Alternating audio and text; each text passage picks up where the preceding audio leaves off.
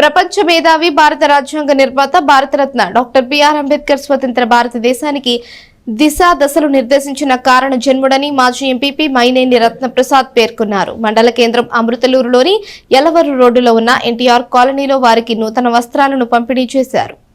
మండల కేంద్రమైన అమర్తలూరులోని యలవరు రోడ్లో గల ఎన్టీఆర్ కాలనీలో పేదరికం అనిపిస్తున్న ఎస్టీ సామాజిక వర్గానికి చెందిన 41 మందికి డాక్టర్ బిఆర్ అంబేద్కర్ 134వ జయంతిని పురస్కరించుకుని టీడీపీ సీనియర్ కార్యకర్త షేక్ బాబు సుభాని జ్ఞాపకార్థం నూతన వస్త్రాలను పంపిణీ చేశారు. ఈ సందర్భంగా మైనేని రత్నప్రసాద్ మాట్లాడుతూ నేటి సమాజం అంబేద్కర్ ఆశయ సాధనకు పునరంకితం కావాలని ఆయన అన్నారు.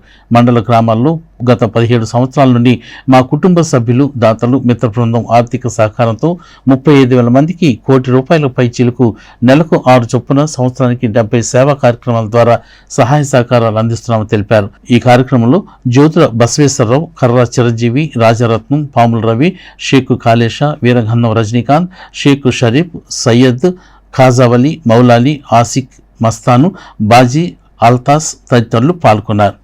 ఈరోజు బిఆర్ అంబేద్కర్ గారి 134వ జయంతి సందర్భంగా మరి ఇక్కడ ఎస్టీ కాలనీ, ఎన్టీఆర్ కాలనీ వీళ్ళంతా కూడా పాపం చాలా మీద పనిచేసుకుంటూ మరి అందరికన్నా కూడా మరి దుర్భరమైన జీవితం గడుపుతుంటారు.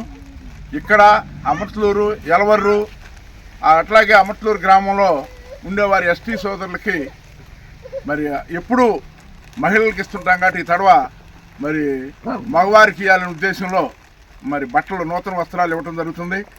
మరి అంబేద్కర్ గారు చెప్పాడు, బడుగు బలహీన వర్గాలు అట్లాగే బాగా దిగువన ఉన్నవారిని మరి పైకి తీసుకురావటం కోసం రాజ్యాంగం మరి అట్లా చేయటం, ఆయన కష్టపడి చదువుకుని మరి రాజ్యాంగ నిర్మాతగా ఉండి చేశాడు. కాబట్టి మేము ఆ ఉద్దేశంతో మరి దుర్భర స్థితిలో ఉన్న ఈ ఎస్టీ సోదరులకి మా మిత్ర బృందం అంతా కూడా కలిసి ఇక్కడ బట్టలు పంచాలనుకున్నాం.